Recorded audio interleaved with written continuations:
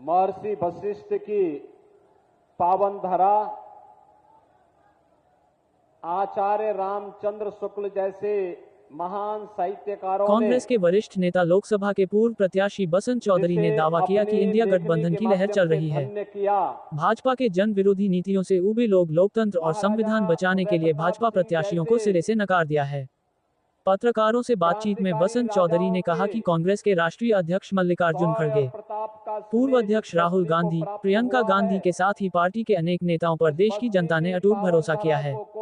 यही कारण है कि करारी हार को देखते हुए भाजपा नेताओं की भाषा बिगड़ गई है और वे मर्यादाहीन आचरण करने लगे हैं। पत्रकारों के प्रश्नों का उत्तर देते हुए बसंत चौधरी ने कहा कि उत्तर प्रदेश में सपा प्रमुख अखिलेश यादव और राहुल गांधी की जोड़ी ने मतदाताओं का भरोसा जीत लिया है। पिछड़ा वर्ग, अल्पसंख्यक, दलित समाज के साथ ही सर्व समाज की एकजुटता का परिणाम है कि आज उत्तर प्रदेश में गठबंधन की लहर चल रही है। आइए देखते हैं उन्होंने क्या कहा। लोकप्रिय सांसद और भारतीय जनता पार्टी के प्रत्याशी श्री हरीश द्विवेदी जी, जिला के प्रभारी डॉक्टर समीर सिंह जी, माननीय विधायक श्री लोकेंद्र सिंह जी, आज के इस कार्यक्रम में उपस्थित पूर्व विधायक रवि सोनकर जी, राजकिशोर सिंह जी, राजेंद्र गौड़ जी, अवधेश सिंह जी, नगर पंचायत अध्यक्ष श्रीमती नीलम सिंह राणा जी, जिला अध्यक्ष महिला मोर्चा श्रीमती रोली सिंह जी, राणा नागेश सिंह जी, ब्लॉक प्रमुख अनिल दुबे जी, पूर्व जिलाध्यक्ष श्री सुशील सिंह जी, यशकांत सिंह जी, पवन कसोदन जी, अरविंद पाल जी, बालकृष्ण तिवारी जी, परमानंद सिंह जी, भारतीय जनता पार्टी और सहयोगी दलों के हमारे सभी पदाधिकारीगण, उपस्थित बहनों और भाइयों, लोकसभा चुनाव के छठे चरण के लिए आप सभी बस्ती वासियों से अपील करने के लिए आज मैं विशेष रूप से बस्ती में आया हूं। बहनों और भाइयों, 25 मई को आपको मतदान करना है और पूरे देश के अंदर जो हवा है, जो लहर है, लोगों के मन में एक ही नारा गूंज रहा है, एक ही स्वर चरत्र गूंज रहा है। चारों ओर लोगों के मन में एक ही संकल्प है और वह संकल्प है कि फिर एक बार बस्ती की आवाज इतनी जोर होनी चाहिए कि लखनऊ और दिल्ली तक आवाज पहुंच सके। फिर एक बार, अब की बार। बहनों और भाइयों, जब हम 400 पार की बात करते हैं तो समाजवादी पार्टी के लोगों को तो चक्कर आने लगता है, क्योंकि सरकार बनाने के लिए चाहिए 273 वोट, 273 सदस्य संसद सदस्य चुनेंगे, वही पार्टी की सरकार बनेगी। और समाजवादी पार्टी तो मात्र 63 सीट पर भी चुनाव नहीं लड़ पा रही है। तो ये 400 पार की आपके नारे को सुनकर के पूछते हैं कैसे होगा, तो जनता ही उनको जवाब दे देती है। और जनता जनार्दन की जवाब होती है कि जो राम को लाए हैं,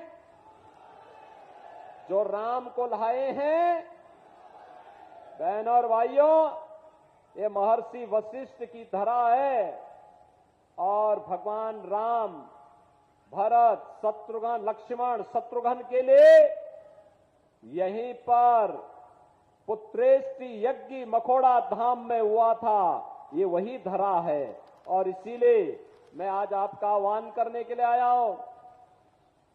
पूरा चुनाव अगर आप देखेंगे, स्पष्ट ध्रुवीकरण होता हुआ दिखाई देता है। एक और राम भक्त हैं और दूसरी तरफ रामद्रोही हैं।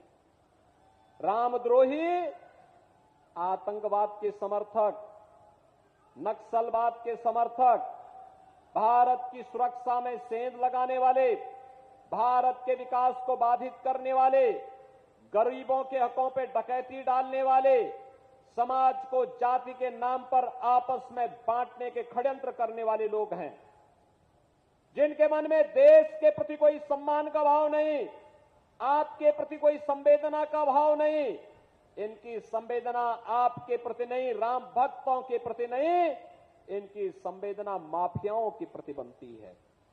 बहनों और भाइयों, दूसरी तरफ राम भक्त हैं, मोदी जी के नेतृत्व में राम भक्त 500 वर्षों का इंतजार समाप्त करके अयोध्या में रामलला को फिर से विराजमान करने का काम करते हैं। राम भक्त आज देश को दुनिया के अंदर सम्मान दिला रहे हैं, भारत की सुरक्षा को पुख्ता कर रहे हैं, आतंकवाद और नक्सलवाद को पूरी तरह नेस्तनाबूद करते हैं। तो अब तो जो कांग्रेस और समाजवादी पार्टी की सरकार के समय बोला जाता था, कोई आतंकी वारदात होती थी, हम कहते थे रे आतंकवाद के खिलाफ कार्रवाई करो, तो ये लोग क्या कहते थे? कहते थे आतंकवादी सीमा पार के हैं। और अब तो आतिशबाजी भी करते समय कोई पटाखा जोर से फट जाए तो पाकिस्तान पहले सफाई देता, कहता साहब मेरा हाथ नहीं है। उसे मालूम है ये नया भारत है, छेड़ता नहीं है, लेकिन कोई छेड़ता है तो उसको छोड़ता भी नहीं है। ये नए भारत का दर्शन आज हम सबको हो रहा है। आज देखो विकास भी है, सुरक्षा भी है, सम्मान भी है, हाईवे बन रहे हैं, रेलवे की बेहतरीन सुविधा मिल रही है, 1 डिस्ट्रिक्ट 1 मेडिकल कॉलेज का निर्माण हो रहा है, AIIMS, IIT, IIM, triple IT, NIT, world class university का निर्माण हो रहा है, और साथ साथ हर घर नल की योजना और नल से शुद्ध पेयजल उपलब्ध कराने की योजना भी क्रियान्वित हो रही है। बहनों और भाइयों, यही समाजवादी पार्टी की सरकार थी जब मुंडेरवा की चीनी मिल बंद हुई थी। ये भारतीय जनता पार्टी की सरकार आई, हमने यहां पे मुंडेरवा में चीनी मिल चालू करा दी। बहनों और भाइयों, आज आप देख रहे होंगे विकास की प्रक्रिया को तेजी के साथ आगे बढ़ाते हुए, इनके समय में गरीब भूख से मरता था, किसान आत्महत्या करता था, बेटी और व्यापारी सुरक्षित नहीं थी, सर्वत्र अराजकता था, दंगा था, कर्फ्यू था। आज भारतीय जनता पार्टी 80 करोड़ लोगों को मोदी जी के नेतृत्व में फ्री में राशन दे रही है, 60 करोड़ लोगों को 5 लाख रुपए का आयुष्मान कार्ड दे रही है, 12 करोड़ किसानों को किसान सम्मान निधि का लाभ, 12 करोड़ घरों में रसोई गैस का सिलेंडर, 12 करोड़ घरों में शौचालय का निर्माण हुआ है, तो 4 करोड़ गरीबों के मकान भी मोदी जी के नेतृत्व में पिछले 10 वर्ष के अंदर बने हैं। और अब तो मोदी जी ने घोषणा की है 70 वर्ष से ऊपर के प्रत्येक बुजुर्ग को प्रतिवर्ष 5 लाख रुपए की स्वास्थ्य की सुविधा उपलब्ध करवाएंगे। बहनों और भाइयों, राशन की सुविधा आगे 5 वर्ष तक प्राप्त होती रहेगी। मोदी जी ने घोषणा की है कि जितने गरीब बचे होंगे उन सबको भी एक एक मकान अगले 5 वर्ष के अंदर उपलब्ध हो जाएंगे। और इसीलिए आज हम सब आपके पास आए हैं कहने के लिए कि जो देश की आवाज है, उस आवाज के साथ बस्ती की आवाज भी जुड़नी चाहिए। जुड़ेगी? जुड़ेगी? बहनों और भाइयों, ये समाजवादी पार्टी और कांग्रेस का गठबंधन जब भी हुआ है, ये अनर्थ किया है। याद करिए, जब इन दोनों का गठबंधन था, एक प्रदेश में था, एक केंद्र में था, अयोध्या में राम जन्मभूमि पर आतंकी हमला हुआ था, काशी में संकट मोचन मंदिर पर हमला हुआ था, लखनऊ, अयोध्या और वाराणसी की कचहरियों पर हमला हुआ था। अखिलेश यादव मुख्यमंत्री बने तो सबसे पहला काम इसने किया, अयोध्या में राम जन्मभूमि पर हमला करने वाले आतंकवादियों के मुकदमों को वापस लेने का कुत्सित प्रयास किया था। और तो हम धन्यवाद देंगे न्यायपालिका को। न्यायपालिका ने कहा नहीं, ऐसा नहीं होगा, ये आतंकवादी देश की सुरक्षा के लिए, जनता जनार्दन की सुरक्षा के लिए खतरा है, इनको नहीं छोड़ा जा सकता। बहनों और भाइयों, ये आतंकवादियों के समर्थक हैं। आपने देखा होगा, एक तरफ राम भक्तों पर गोली चलाते हैं और दूसरी तरफ आतंकवादियों के मुकदमों को वापस लेते हैं। कोई गरीब जब आत्महत्या करता था, भूख से मरता था, इनकी संवेदना नहीं थी। किसान आत्महत्या करता था, इनकी संवेदनाएं नहीं होती थी। लेकिन अभी एक माफिया मरा है, उस माफिया के लिए मातम मनाने के लिए समाजवादी पार्टी के लोग गए थे। बहनों और भाइयों, अभी इनकी मंशा अच्छी नहीं है।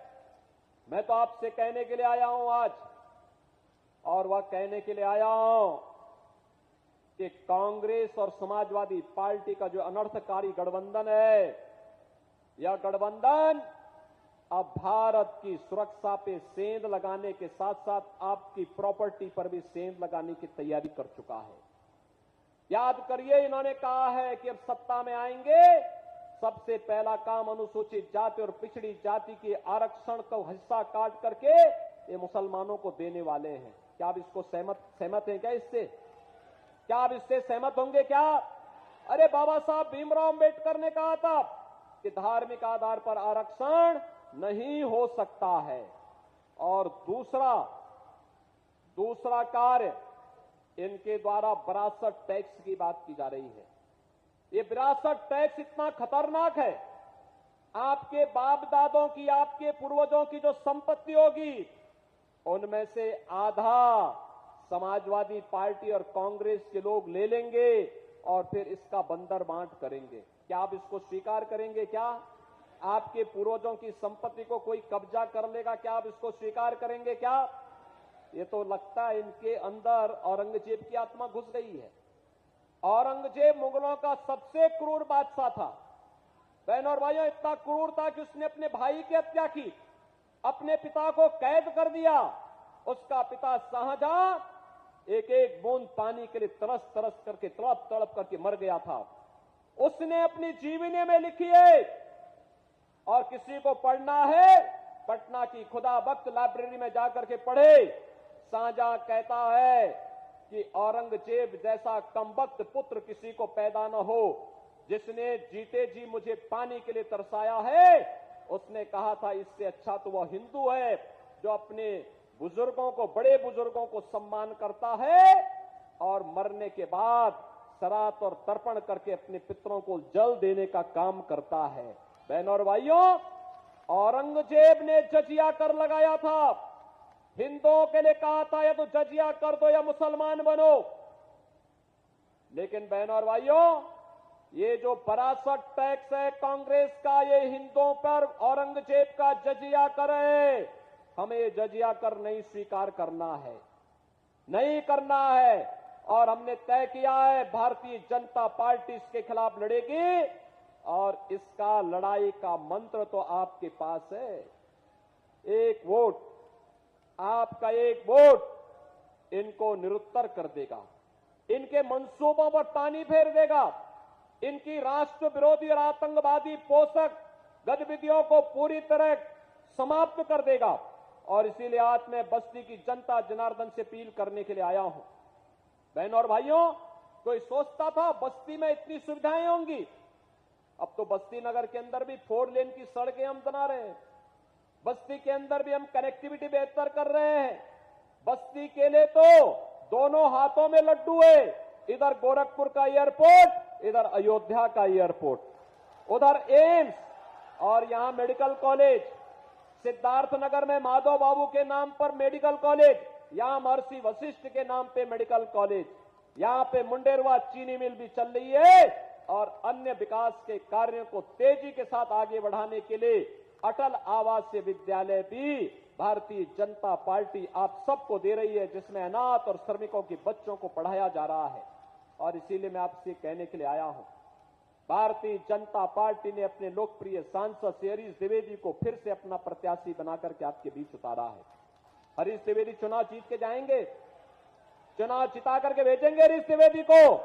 दोनों हाथ उठा करके मुझे बताओ, दोनों हाथ उठा करके, जहां तक मेरी आवाज जा रही है दोनों हाथ उठने चाहिए।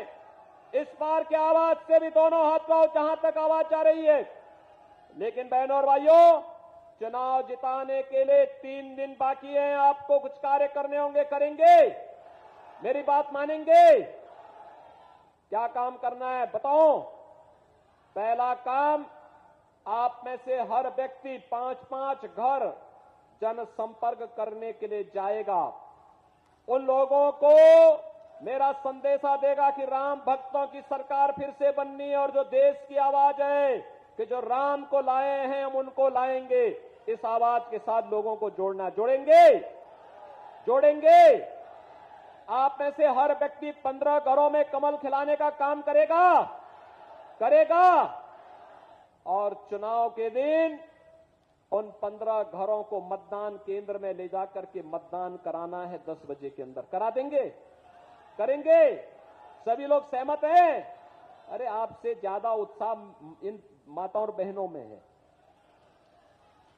आपको लगता है कि ज्यादा गर्मी लग जा रही है क्या? अरे गर्मी है, टेम्परेचर है, लेकिन चुनाव के लिए, अरे 5 साल के लिए एक अच्छी सरकार रहे, इसके लिए 5 दिन की गर्मी सहने की तैयारी हमें करनी चाहिए। सहमत हैं? तो आत्मनिर्भर और विकसित भारत के लिए मोदी जी को तीसरा कार्यकाल देंगे। इसके लिए हरीश द्विवेदी यहां से चुनाव जीत के जाने चाहिए। जिताएंगे तो फिर मेरे साथ बोलेंगे, भारत माता की, भारत माता की, भारत माता की जय श्री राम।